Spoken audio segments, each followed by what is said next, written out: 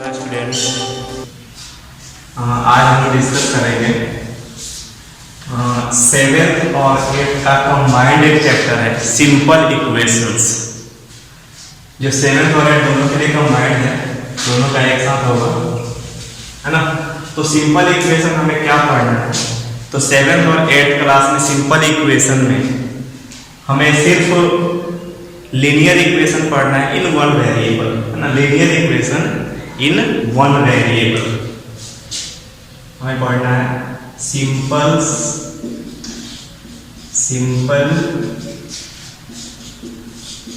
Equation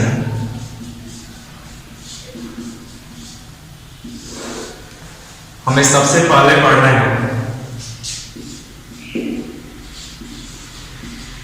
linear equation इन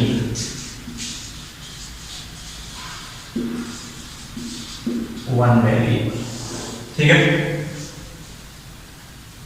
सबसे पहले linear का मतलब होता है कि जो इक्वेशन में एक वेरिएबल होगा उसकी डिग्री 1 होगी। लीनियर का मतलब क्या होगा? जिसमें जो भी वेरिएबल है उसकी डिग्री 1 होगी, है ना। और एक ही वेरिएबल उसमें होगा। वेरिएबल किसको बोलेंगे? तो इंग्लिश अल्फाबेट का कोई भी लेटर यहाँ पे वेरिएबल के फॉर्म में हो सकता है ना। तो linear equation in one variable का जो स्टैंडर्ड फॉर्म होता है वो होता है an equation of the form ax plus b equal to 0 where a b are real numbers।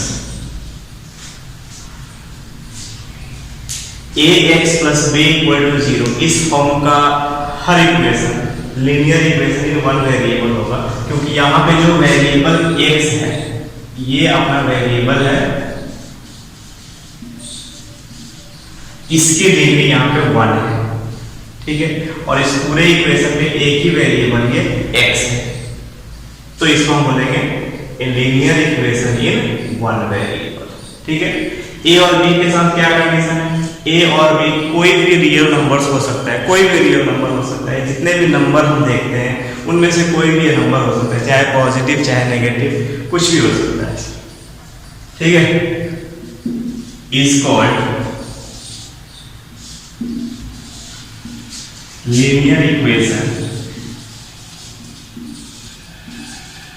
In one variable. ठीक है, अब इसे देखते हैं इसमें क्या क्या हम लीनियर इक्वेशन बना सकते हैं। जैसे मान लीजिए हमने रख दिया 2x plus 4 equal to 0, ये एक लीनियर इक्वेशन है। यहाँ पे a का वैल्यू क्या है? x के कोफिशिएंट को बोलेंगे a, तो a का वैल्यू क्या है? 2, b का वैल्यू क्या हो गया? 4। सिमिलरली अगर मान लो यहाँ पे मैंने 2/3x minus 7/4 equal to 7/2 रख दिया, ये भी एक लीनियर इक्वेशन है। एक वेरिएबल में यहाँ वेरिएबल x है, क्योंकि इस कांस्टेंट को इधर अगर हम लेके आए तो एक ये कांस्टेंट इक्वल टू 0 हो जाएगा, तो ये भी एक लीनियर इक्वेशन है। अगर ऐसा भी लेते हैं -3x plus 5 equal to 2x plus 4, ये भी एक लीनियर इक्वेशन है, क्योंकि 2x को इधर लेके आएंगे 4 को इधर लेके आएंगे तो ये इक्वल टू 0 हो जाएगा। ये सारे इक्वेशन जो लिखे हुए हैं वो लीनियर इक्वेशन है इन वन वेरिएबल। ठीक है, हमें इसके सॉल्यूशन पढ़ने हैं कि इसको सॉल्व कैसे करते हैं। बिना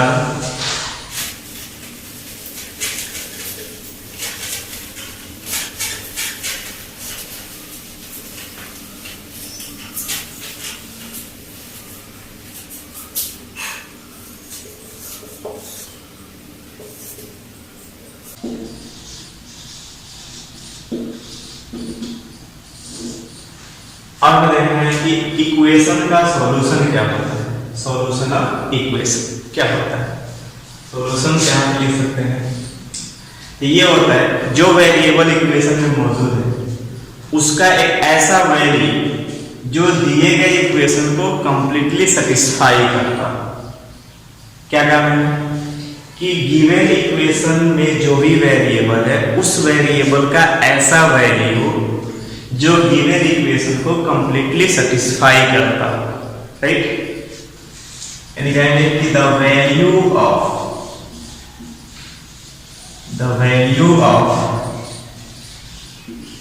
वेरिएबल which completely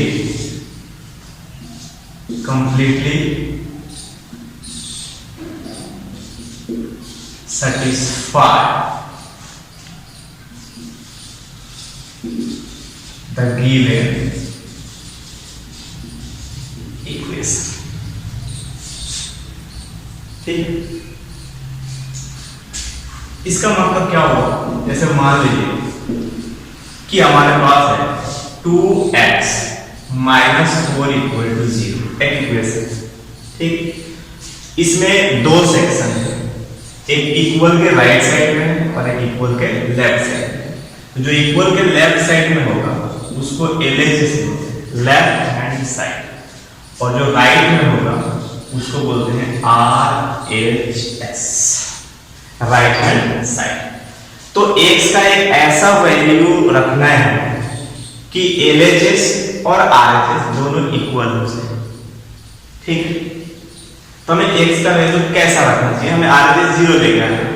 तो यहां देखो कि अगर मैं पुट कर देता हूं x इक्वल टू 2 और तब मैं निकालता हूं LHS, तो LHS दिया हुआ है 2x माइनस 4 हो जाएगा 2, और x का वैल्यू हमें 2 पुट करना है, तो 2 इंटू 2 माइनस 4, ये हो गया 4 माइनस 4 इक्वल टू 0, और यहाँ पे RHS ऑल्सो 0 है।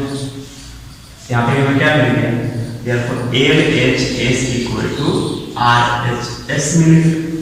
और जैसे LHS इक्वल टू RHS मिला तो हम कहेंगे कि x इक्वल टू 2 इस इक्वेशन को सेटिस्फाई करता है, इसलिए x इक्वल टू 2 इस इक्वेशन का एक सॉल्यूशन है, ठीक है। तब हम कहेंगे 10 x equal to 2 is solution of above equation, above equation, right. अब मैं यही सॉल्यूशन अलग अलग तरीके से फाइंड करना है, क्योंकि बार बार ये वैल्यू तो छोटा इक्वेशन था तो हमने आसानी से वैल्यू चूज कर लिया। अगर ये बड़ा इक्वेशन हो जाए तो हम आसानी से वैल्यू चूज नहीं कर पाएंगे, ठीक है। तो इसको सॉल्व करने का हमें मेथड देखना है, ठीक।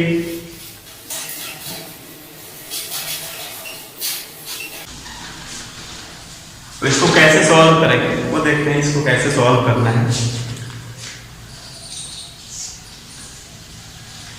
अब इक्वेशन का रूल है कि कोई भी टर्म अगर इक्वल के लेफ्ट साइड तो उसको जब राइट साइड में लेके जाएंगे तो प्लस में होगा तो माइनस में हो जाएगा, माइनस में होगा तो प्लस में होगा।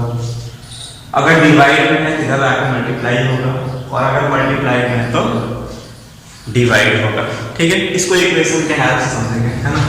जैसे लिखा हुआ है सॉल्व, और एक इक्वेशन दे दिया गया है 3x माइनस 9 इक्वल टू 6, और सिंपल सा इक्वेशन इसको सॉल्व करना है। तो रूल क्या करता है कि सबसे पहले वेरिएबल को सेपरेट कर, यानी कि जिसमें वेरिएबल है, जिस टर्म में वेरिएबल है उसको इक्वल के एक तरफ में रखना है, और जिसमें वेरिएबल नहीं है उसको दूसरी तरफ लेके जाना है, ठीक है। और दूसरी तरफ ले जाने का हमने तरीका बता दिया, मेथड बता दिया कैसे लेके जाना है। इसका मतलब कि इस इक्वेशन को देख के हमें ये पता चल गया कि इसमें वेरिएबल x है, तो हमें इस x का वैल्यू निकालना है, राइट। तो x का वैल्यू निकालने के लिए हम डायरेक्ट x का वैल्यू नहीं निकाल सकते, पहले हमें 3x का वैल्यू निकालना पड़ेगा। जब 3x का वैल्यू निकाल लेंगे तो x का वैल्यू निकालेंगे, ठीक है। प्रोसेस बाय प्रोसेस चलेंगे, ठीक है। तो और इक्वेशन को जब सॉल्व करते हैं तो हम इंप्लाइज का साइन देके सॉल्व करते हैं ऐसे, ठीक है। तो सबसे पहले हमें क्या करना है, 3x का वैल्यू निकालना है, 3x का वैल्यू निकालना है। इसका मतलब इस -9 को हमें इधर शिफ्ट करना है। क्या करना है, -9 को हमें इधर शिफ्ट करना है। ठीक है, तो -9 को जब इधर शिफ्ट करेंगे तो ये -9 इधर जाकर +9 में कन्वर्ट हो जाएगा, क्योंकि ये माइनस में ज्यादा आकर प्लस में कन्वर्ट हो जाएगा। तो यहां से आ गया 3x बच जाएगा इधर, और इसको अब इधर लेके आएंगे तो ये प्लस का 9 होगा, इधर 6 ऑलरेडी पहले से मौजूद था, और ये 9 आके यहाँ पे क्या हो गया, प्लस। ठीक है, तो अब यहां से जाएगा 3x = 9 + 6 आ गया 15। ठीक है, हमारा जो पहला टारगेट था 3x का वैल्यू निकालना, वो निकल गया यहाँ पे। अब हमें क्या करना है, x का वैल्यू निकालना है। तो अब देखेंगे कि x के साथ जो 3 है वो किस प्रकार से कनेक्ट करेंगे। तो x के साथ 3 का मल्टीप्लाई है, तो मल्टीप्लाई में अगर कोई टर्म रहेगा इधर जाएगा तो क्या होगा, डिवाइड हो जाएगा। इसका मतलब यहां से लिखेंगे therefore x = 15 डिवाइडेड बाय। ठीक है, तो 3 5 जा 15 हो जाएगा, यानी यहां से हमें मिल गया x = 5। ठीक है, ये हमारा सॉल्यूशन। अब हम इसको चेक भी कर सकते हैं। ठीक है, तो चेक करने के लिए क्या करना है, जो पहले हमने तरीका बताया था कि हम इस वैल्यू के साथ LHS निकालेंगे, RHS निकालेंगे, दोनों इक्वल होगा तब इसको राइट कहा जाएगा। तो पहले हम निकालते हैं LHS। LHS कितना था, 3x - 9। अब हमें x की जगह पे क्या पुट करना है, 5 पुट करना है। तो 3 × 5 - ऐसे पुट कर दिया, तो 3 × 5 हो गया 15। 3 × 5 कितना होगा, 15 होगा, तो 15 - 9। क्लियर, 15 - 9 कितना हो गया आपका, 6 हो गया। एंड RHS कितना है, ये भी 6। हमारा क्या मिलेगा, LHS = RHS। जैसे ही मिला हम कहेंगे हमारा ये सॉल्यूशन राइट है। ठीक है, समझ में आ रही बात। चलिए एक और एग्जांपल लेते हैं। जैसे मान लो कि हमारे पास 2/3x - 7 =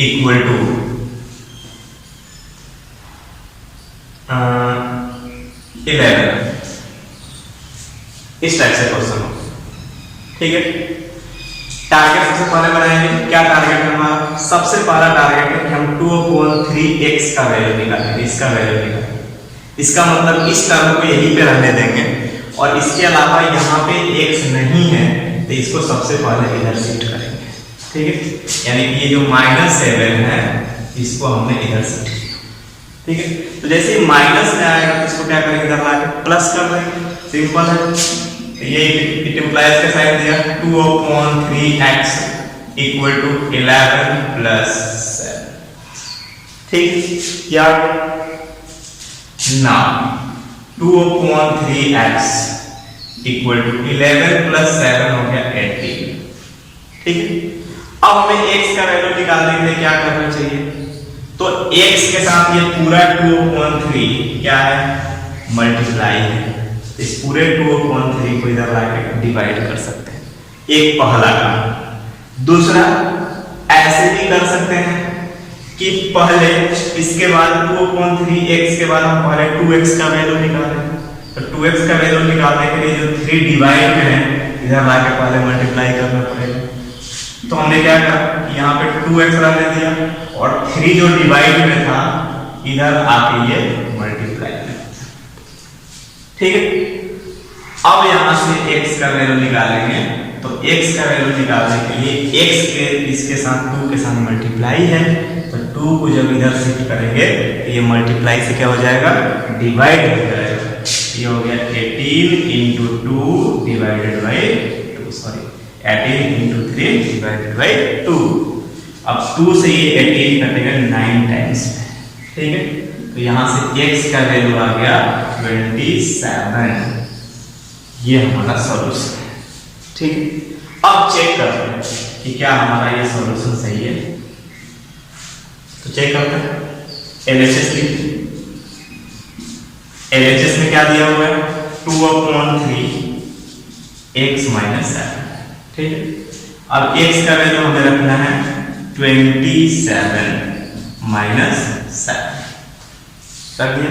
अब 3 से ये कटेगा, ठीक, तो 3 से कटाइए 9 टाइम्स, इधर हो गया 9 2 जा 18 माइनस 7, ये आ गया 11। क्या RHS 11 है? तो जी हाँ, RHS भी 11 है। RHS कितना है? 11 है। और मिल गया LHS equal to RHS, right?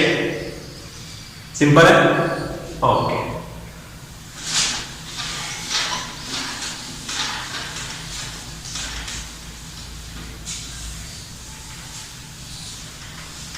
अब कुछ अलग टाइप का देखते हैं।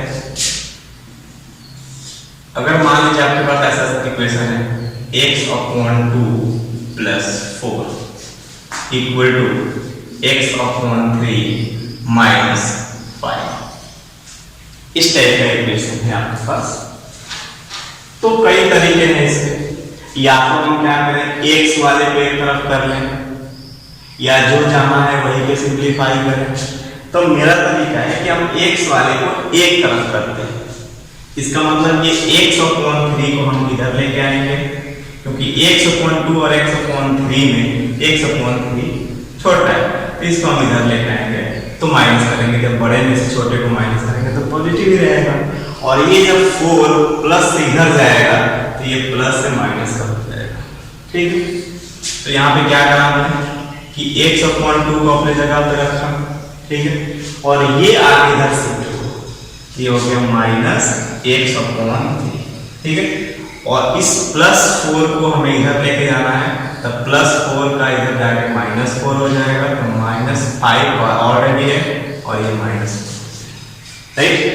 अच्छा, अब यहाँ इसको माइनस करेंगे तो हमें क्या करना पड़ेगा, 2 और 3 का एलसीएम लेना पड़ेगा। तो 2 और 3 का एलसीएम हो गया 6, ठीक है। अब क्या करेंगे, 2 से डिवाइड करेंगे 6 को, तो जब 2 से डिवाइड करेंगे 6 को तो आएगा 3, और 3 को x से मल्टीप्लाई करेंगे तो ये आ जाएगा 3x, ये माइनस है तो माइनस। 3 से डिवाइड करेंगे 6 को तो आएगा 2, और 2 को x से मल्टीप्लाई करेंगे तो ये आ जाएगा 2x, और ये -5 -4 -9 हो जाएगा, ठीक है।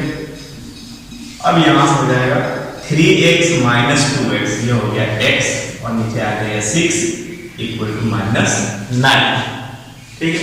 अब x का वैल्यू निकालने के लिए 6 डिवाइड है, इधर आएगा तो मल्टीप्लाई में होगा, यहां से लिखेंगे तो x इक्वल टू -9 × 6, x का वैल्यू हो जाएगा -54, चाहे तो इसको चेक कर सकते हैं, ठीक है, ओके।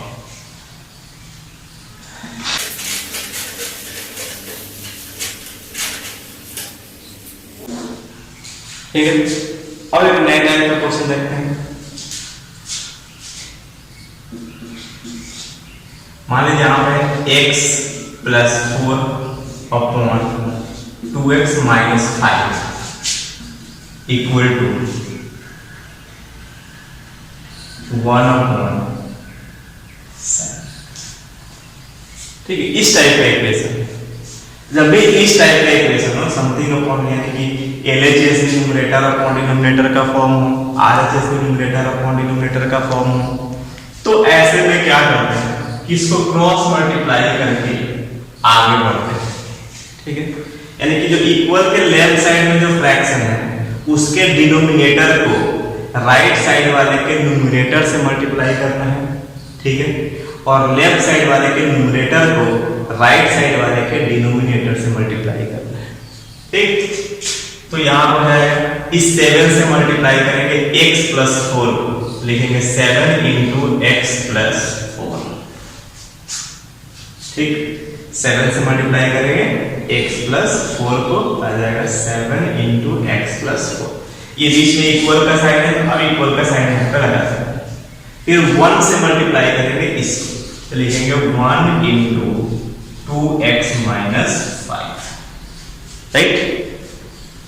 अब आगे बढ़ते हैं, 7 से मल्टीप्लाई करना है x + 4 को, तो क्या करेंगे, 7 से एक बार x को करेंगे फिर 7 से एक बार 4 को करेंगे, यानी कि 7 से x को करेंगे, फिर 7 से 4 को करेंगे। ठीक है, तो 7 को x से करेंगे तो ये आ जाएगा 7x।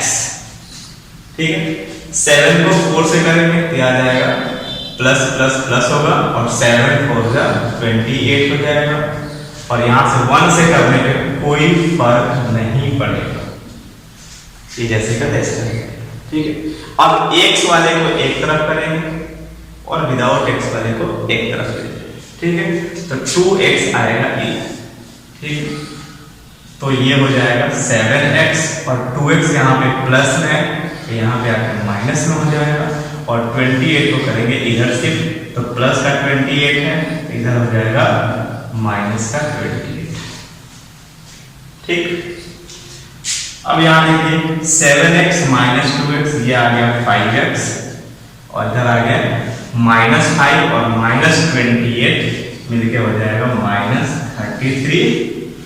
अब यहाँ पे करेंगे देयरफॉर x इक्वल टू ये 5 मल्टीप्लाई में इधर आकर डिवाइड होकर -33/5, ये आपका आंसर। ठीक है, तो इसमें हर तरह के क्वेश्चन मैंने करा दिए। ठीक है, अब आपको जो बुक में सिंपल इक्वेशंस की एक्सरसाइज है वो एक्सरसाइज आपको कंप्लीट करना है। ओके, जब मैं सॉल्यूशन मंगवाऊंगा तो सॉल्यूशन आपको भेजना है। और जो भी डाउट हो इसमें, कहीं भी जो भी डाउट हो, समझने में किसी को दिक्कत परेशानी आ रही है तो वो जरूर बताएगा कहाँ पे डाउट हो रही है। ठीक है, जो क्वेश्चन नहीं सॉल्व होगा उसको ही बताना है कि क्वेश्चन कौन सा सॉल्व नहीं हो रहा, उसको उसका फोटो खींच के भेज देना है। ठीक है, ओके।